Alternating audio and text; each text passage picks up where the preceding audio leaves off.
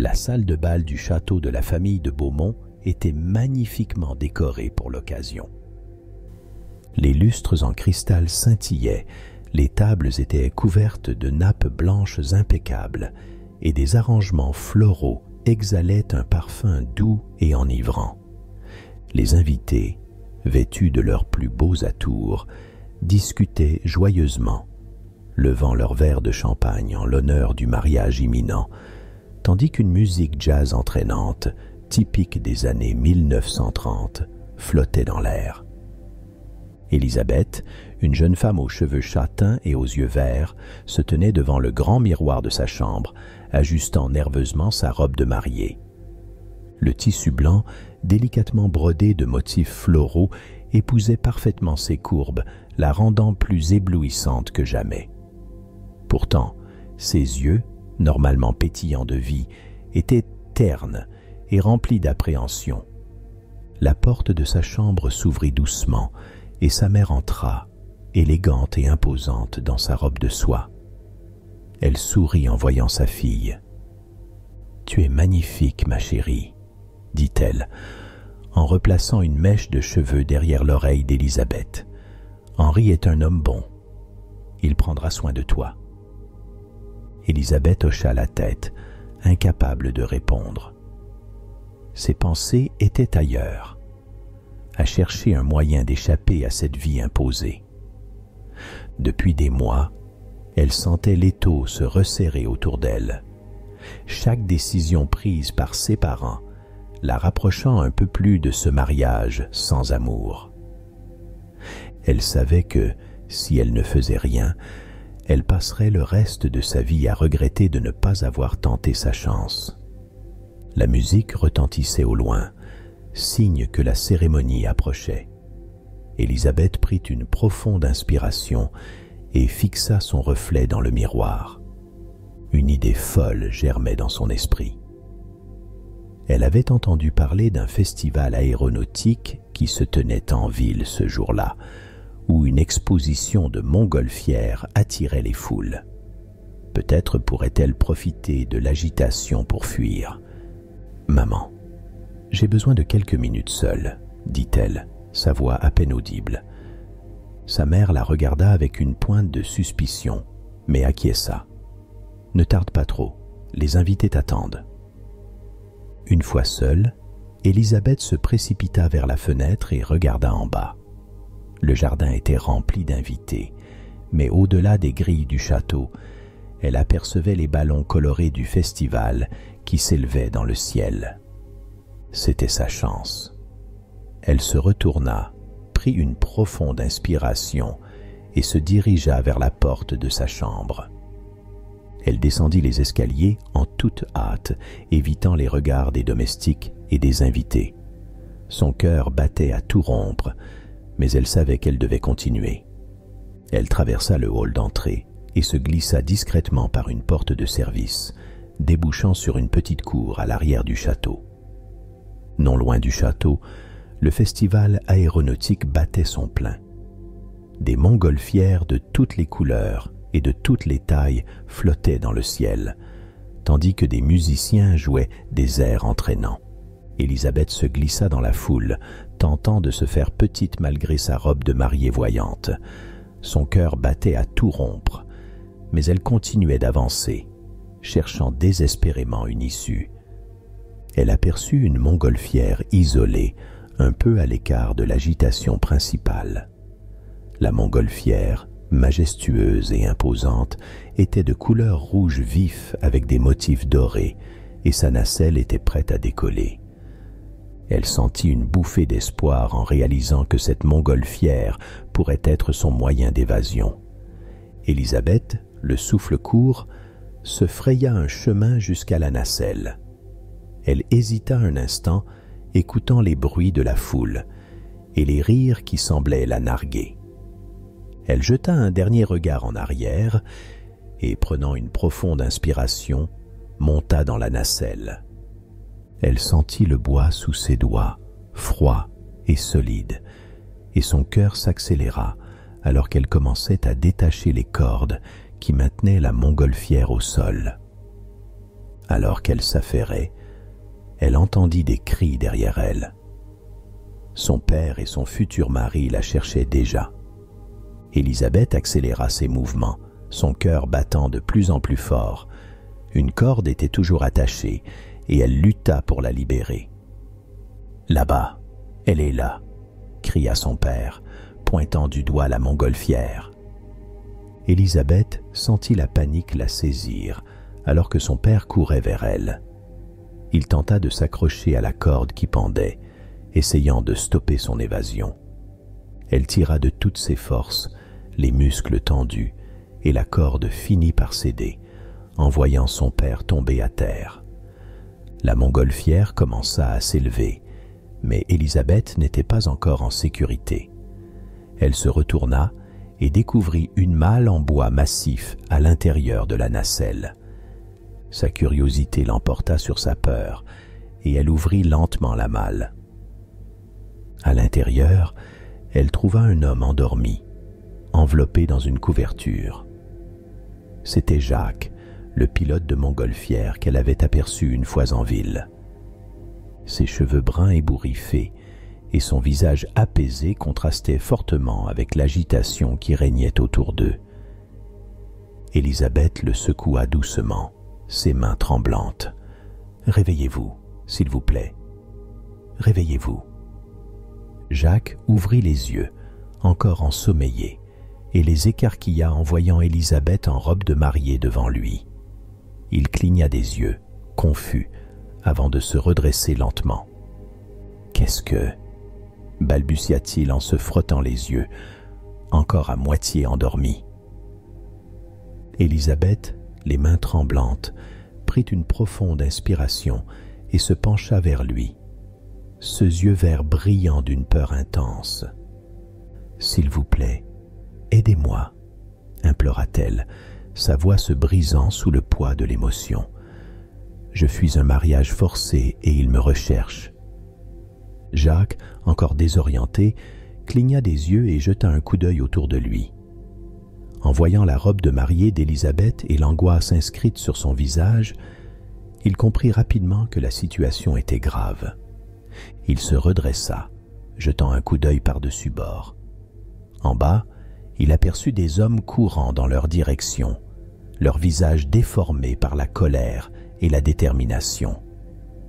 Les cris des poursuivants résonnaient dans l'air, ajoutant à l'urgence du moment. Jacques, maintenant pleinement éveillé, comprit qu'il n'avait pas une seconde à perdre. Il se tourna vers Élisabeth, ses yeux bleus plongés dans les siens. « D'accord, mais accrochez-vous bien, » dit-il, sa voix empreinte d'une détermination nouvelle.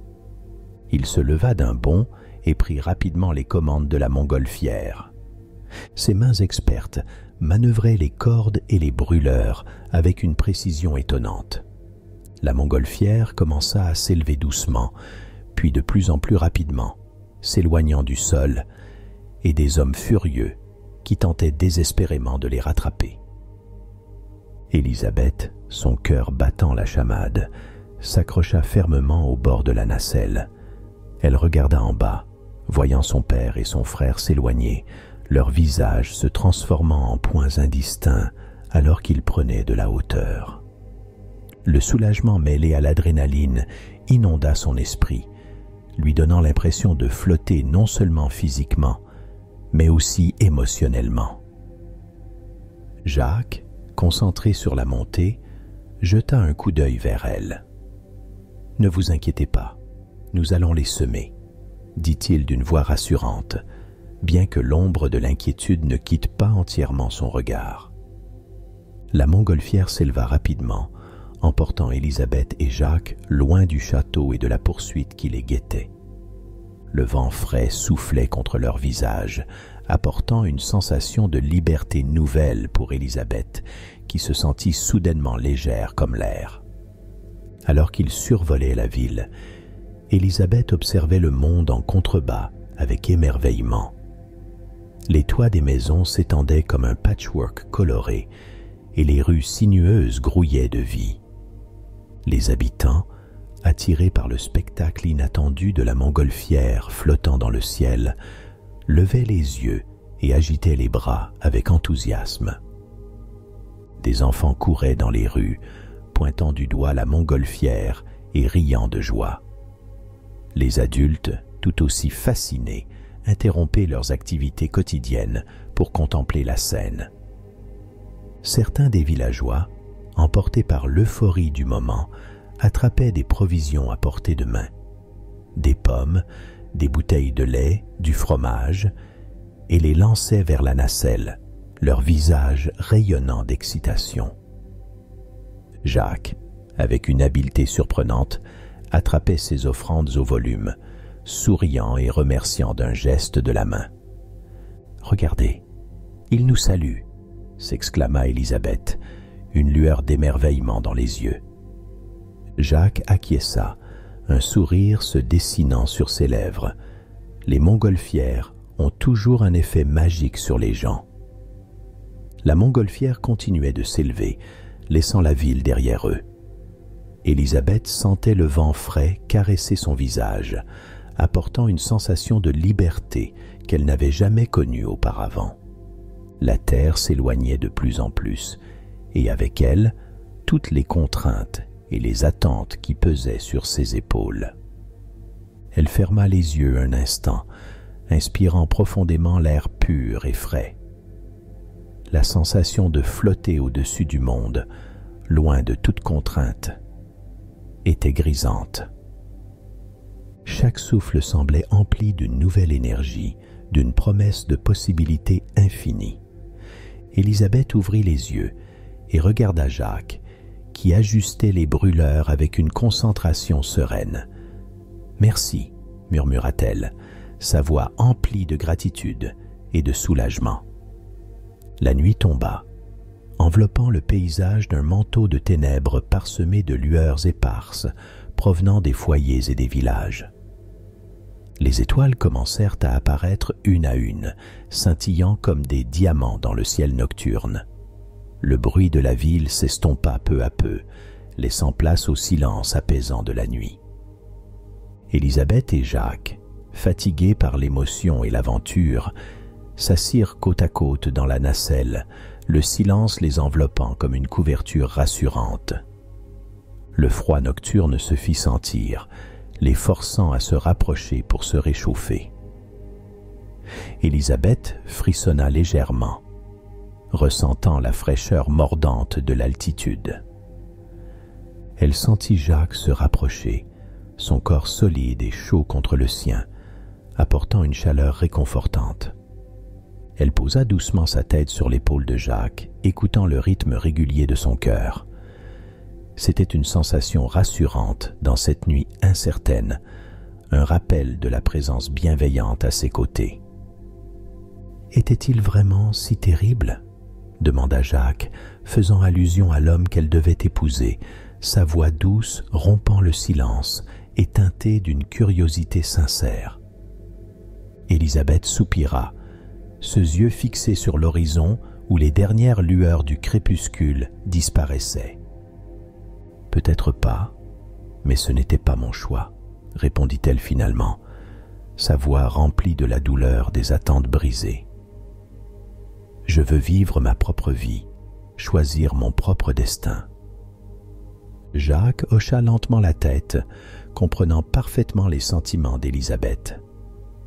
Le hasard les avait réunis dans cette montgolfière, les propulsant dans une aventure imprévue. Il prit une grande inspiration, savourant l'air frais et pur de la nuit, et serra doucement la main d'Élisabeth dans la sienne. Leur proximité physique commençait à se transformer en une connexion émotionnelle. Alors qu'ils se blottissaient l'un contre l'autre pour se protéger du froid, un sentiment de complicité naquit entre eux. Ils échangèrent un sourire, conscients que le voyage serait long et parsemé d'embûches, mais aussi d'opportunités pour découvrir qui ils étaient vraiment. Leur respiration se synchronisait, créant une harmonie silencieuse dans la nacelle flottante. Les étoiles, témoins muets de leur évasion, brillaient de mille feux, illuminant le chemin incertain qui s'ouvrait devant eux. Élisabeth ferma les yeux, se laissant bercer par le doux balancement de la montgolfière et le murmure apaisant du vent. Pour la première fois depuis des mois, elle se sentait libre, et cette liberté nouvelle réchauffait son cœur, bien plus que les couvertures ou la proximité de Jacques. Tandis qu'elle dérivait lentement vers le sommeil, elle se laissa porter par l'espoir d'un avenir qu'elle pourrait enfin façonner selon ses désirs. La montgolfière flottait silencieusement, comme un rêve suspendu entre la terre et le ciel. Élisabeth et Jacques, bercés par le doux balancement de la nacelle, fermaient les yeux, se laissant emporter par le murmure du vent. Leur aventure venait à peine de commencer. Le lendemain, lorsque le premier rayon de soleil traversa l'horizon, illuminant le ciel d'une lueur dorée, Élisabeth ouvrit lentement les yeux. Elle était encore enveloppée dans une couverture, blottie contre Jacques, qui dormait paisiblement. Elle s'étira légèrement, savourant la sensation de liberté que cette nouvelle journée lui offrait.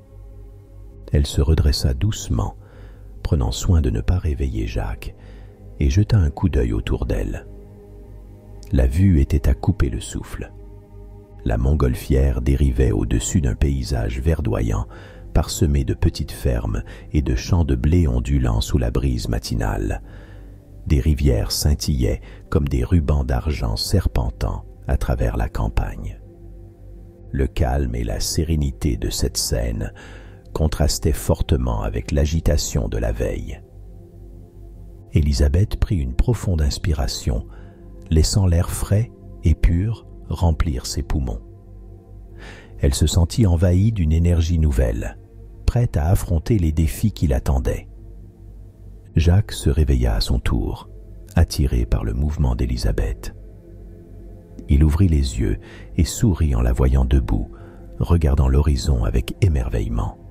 « Bonjour », dit-il doucement, sa voix encore rauque de sommeil. « Bonjour », répondit Élisabeth, se tournant vers lui avec un sourire rayonnant.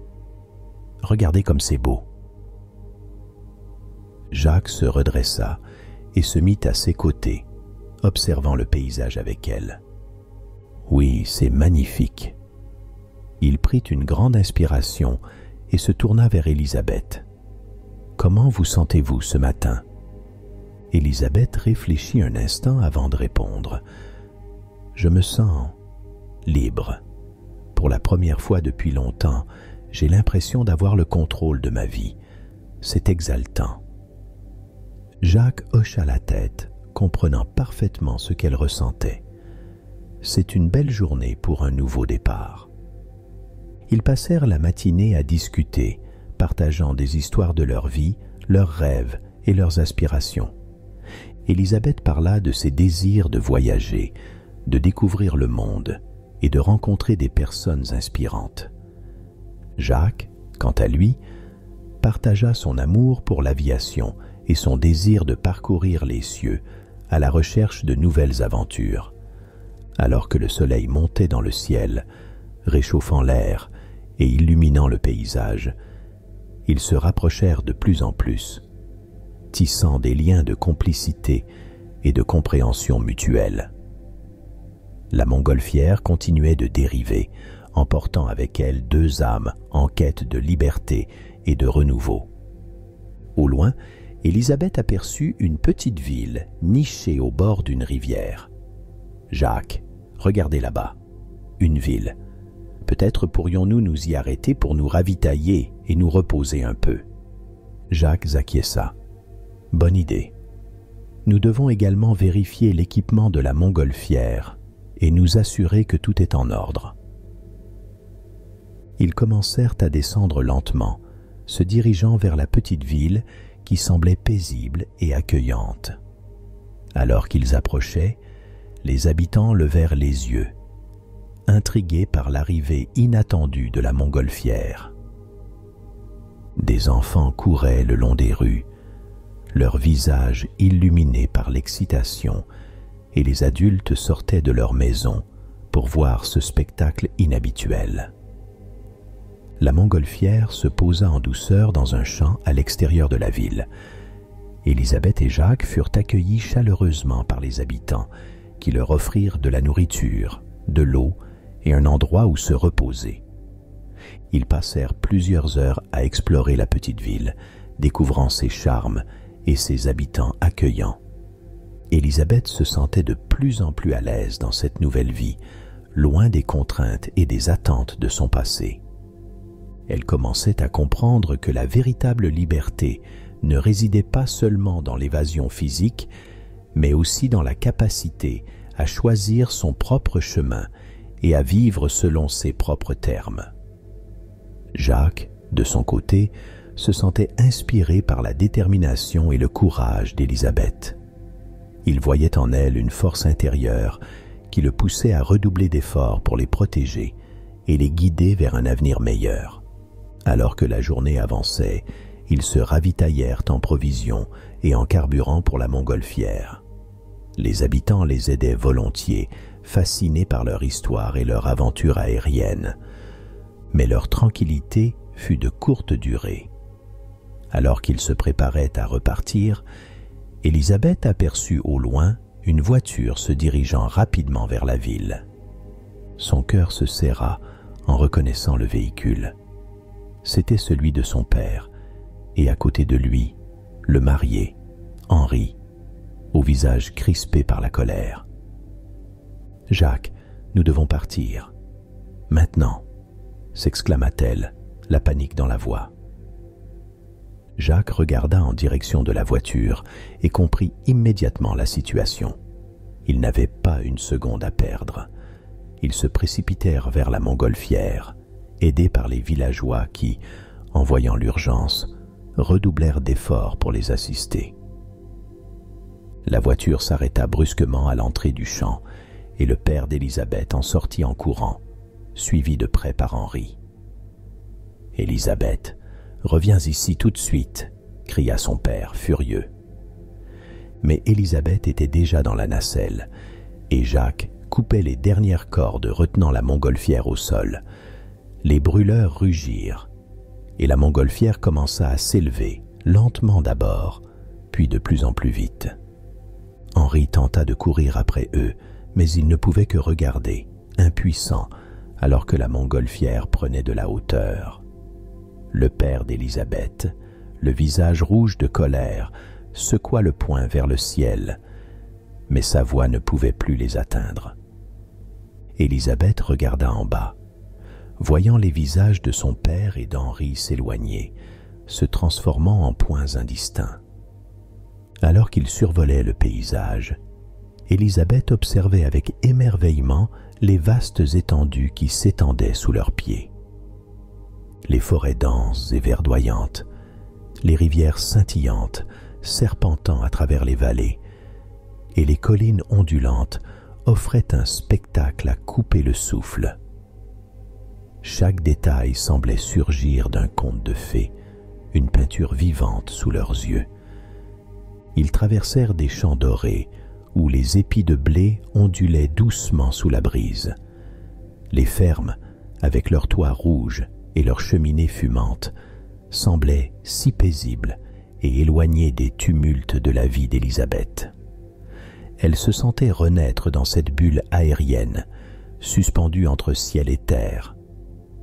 Vers midi, Jacques et Élisabeth décidèrent de prendre leur repas en plein ciel.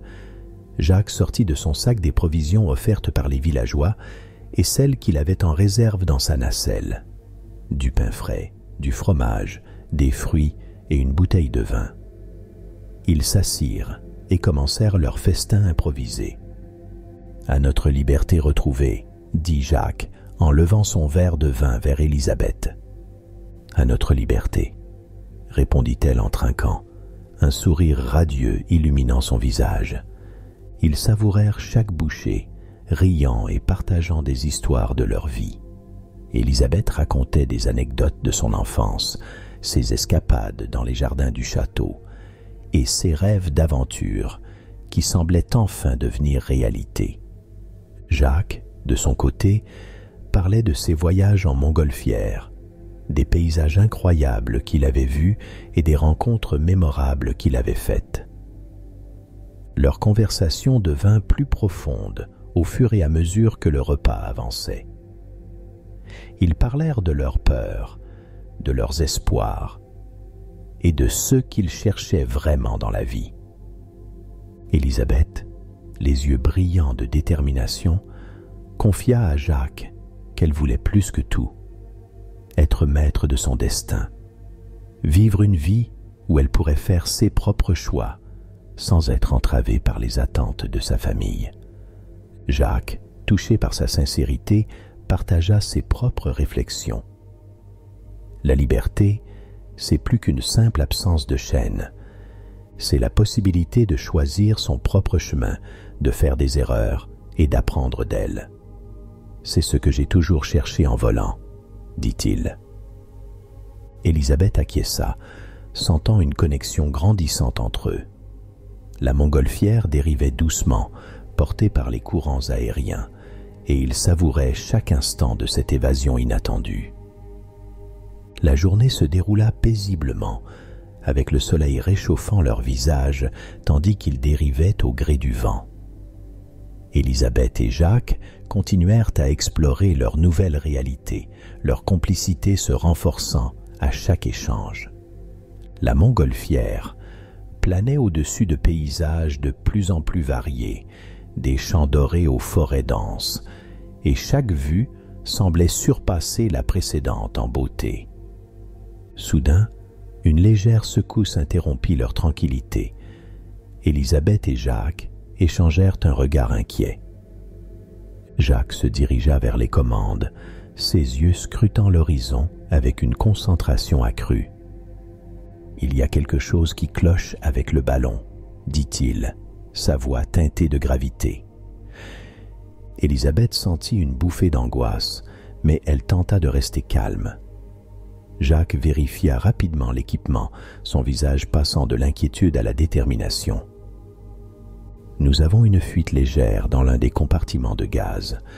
Nous devons trouver un endroit pour atterrir et réparer cela avant que la situation ne se détériore. » Ils commencèrent à descendre en direction d'une grande forêt qui semblait offrir un terrain adéquat pour un atterrissage d'urgence. Les arbres se rapprochaient lentement et l'ombre de leurs cimes se déployait sur la nacelle. Élisabeth regarda autour d'elle, le cœur battant, et se remémora la chaleur et la sécurité des moments passés à parler avec Jacques.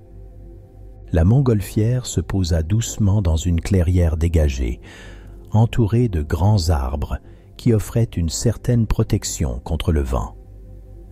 Jacques sortit ses outils et se mit à travailler sur le problème, tandis qu'Élisabeth l'aidait autant qu'elle le pouvait. La tâche était minutieuse, mais l'atmosphère était empreinte de calme et de coopération. Ils se concentrèrent sur la réparation, le travail interrompu par des moments de conversation légère pour alléger l'atmosphère. Après quelques heures de travail, la fuite fut réparée et la montgolfière prête à reprendre son envol. Jacques et Élisabeth s'assirent un moment, fatigués mais soulagés, en contemplant la forêt environnante. Élisabeth prit un instant pour apprécier la sérénité qui les entourait. « Vous savez, » commença-t-elle, « je ne pensais pas qu'une telle aventure pouvait me rapprocher autant des autres. Tout cela semble si réel, comme un rêve. » Jacques lui sourit, ses yeux brillants d'une chaleur sincère. « Parfois, les imprévus nous révèlent des aspects de nous-mêmes que nous n'aurions jamais imaginés. » Le soleil commençait à se coucher, peignant le ciel de teintes orangées et rosées. Élisabeth se leva et invita Jacques à se joindre à elle pour observer le crépuscule. Ils se tenaient côte à côte, contemplant le spectacle grandiose qui se déroulait devant eux. Le calme et la beauté de la nature les enveloppaient, et une nouvelle compréhension naissait entre eux. « Merci de m'avoir accompagné dans cette aventure, Jacques. Je n'aurais pas pu le faire seul, » dit Élisabeth, sa voix empreinte de gratitude. Jacques la regarda avec un sourire. « C'est moi qui devrais vous remercier. Vous m'avez montré que parfois, la liberté se trouve en partageant nos rêves avec quelqu'un qui comprend vraiment ce que cela signifie. » Alors que la montgolfière commençait à se détacher du sol, une silhouette familière apparut à la lisière de la clairière. Son père, le visage marqué par l'inquiétude et la détermination, courait vers eux, les jambes fléchissant sous l'effort intense. Son regard était fixé sur Élisabeth, une étincelle de résolution brûlant dans ses yeux. Chaque pas semblait résonner avec l'urgence de ses intentions, et le souffle court, il continuait de se rapprocher de la montgolfière qui commençait lentement à s'élever. Alors que la montgolfière se détachait du sol, son père fit un dernier sprint désespéré. Dans un élan de désespoir et de force, il sauta, ses doigts s'accrochant à la nacelle avec une poigne féroce. La nacelle oscilla sous l'impact, le mouvement soudain provoquant une montée d'adrénaline chez Élisabeth. Élisabeth, surprise et effrayée, tendit instinctivement la main pour l'aider à monter. Ses doigts tremblaient légèrement tandis qu'elle attrapait la main de son père, ressentant toute la force de son emprise. « Papa !» s'écria-t-elle, la voix tremblante, son cœur battant plus fort encore à chaque seconde. Jacques, réalisant ce qui se passait, fit de son mieux pour stabiliser la montgolfière. Ses mains expertes manipulaient rapidement les cordes et les brûleurs, cherchant à équilibrer la montgolfière sous ce poids supplémentaire inattendu. « Tenez bon », lança-t-il, concentré sur la manœuvre. Avec l'aide d'Élisabeth, son père parvint à grimper dans la nacelle, ses pieds trouvant finalement un appui stable. Il se hissa avec effort, chaque muscle tendu par la détermination. Essoufflé mais résolu, il se redressa lentement, son regard fixant celui de sa fille. « Papa, pourquoi es-tu venu ?» Son père, le visage grave, prit une profonde inspiration. « Élisabeth, je ne pouvais pas te laisser partir comme ça. J'ai réalisé que j'avais fait une erreur en te forçant dans ce mariage. Je veux qu'on parle, qu'on essaie de comprendre ce qui s'est passé. » Le silence qui suivit ces paroles fut interrompu seulement par le sifflement du brûleur. Élisabeth, les yeux remplis de larmes, sentait la tension accumulée se dissoudre lentement. « Papa, » commença-t-elle, sa voix tremblante, « tu ne comprends pas à quel point c'était difficile pour moi. J'ai toujours voulu choisir ma propre vie, mais j'ai eu l'impression que tu ne me laissais jamais cette chance. » Son père hocha la tête, le regret visible dans ses yeux. « Je sais, et je suis désolé. J'ai cru que je faisais ce qu'il y avait de mieux pour toi, mais je me rends compte maintenant que j'ai étouffé tes rêves. Je veux te soutenir, peu importe ce que tu choisis de faire. » Élisabeth se sentit envahie par un mélange de soulagement et de tristesse. Les mots qu'elle avait attendus si longtemps résonnaient enfin dans l'air. Elle se rapprocha de son père, et ils se prirent dans les bras, les larmes coulant librement. Jacques, observant cette réconciliation émotive, se sentit soulagé pour Élisabeth. Il continua de piloter la montgolfière, leur laissant l'espace nécessaire pour se reconnecter. Après un long moment, Élisabeth se détacha légèrement de son père, essuyant ses larmes. « Merci, papa. Cela signifie beaucoup pour moi. » Son père lui sourit doucement. « Tu es ma fille, Élisabeth. Ton bonheur est ce qui compte le plus pour moi. » Jacques, sentant que le moment était propice, trouva un endroit pour atterrir. La montgolfière atterrit doucement dans une clairière dégagée, entourée d'arbres majestueux. Jacques, Élisabeth et son père descendirent de la nacelle, les pieds touchant le sol, avec une légèreté nouvelle. Le silence de la forêt environnante semblait résonner comme une promesse de nouveau départ. Élisabeth se tourna vers Jacques, les yeux brillants de gratitude. « Merci, Jacques, vous m'avez offert plus que je ne pourrais jamais exprimer. » Jacques sourit et hocha la tête.